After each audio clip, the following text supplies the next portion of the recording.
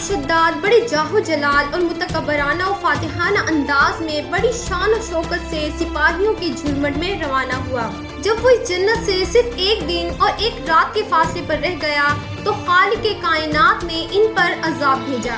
آسمان سے ایک چیخ سنائی دی۔ شداد نامراد اپنی بنائی ہوئی جنت کی ایک جھلک تک دیکھے بغیر ہی اپنے تمام ہمراہیوں کے ساتھ ہلاک ہو گیا۔ سب لشکری تباہ و برباد ہو گئے اور کوئی بھی اس شہر میں داخل نہ ہو سکا، اور اب قیامت تک کوئی بھی اس میں داخل نہیں ہو سکتا۔ اے امیر المومنین رضی اللہ تعالی عنہ، یہ تھا ارم کا سارا واقعہ۔ ہاں، آپ کے زمانے میں ایک شخص اس میں داخل ہوگا، وہ اس کی تمام چیزیں دیکھے گا اور واپس آ کر بیان کرے گا، لیکن اس کی تصدیق نہیں کی جائے گی، کوئی اس کی بات ماننے کو تیار نہ ہوگا۔ یہ سن کر امیر المومنین حضرت سیدنا امیر معاویہ رضی اللہ تعالی عنہ نے فرمایا، اے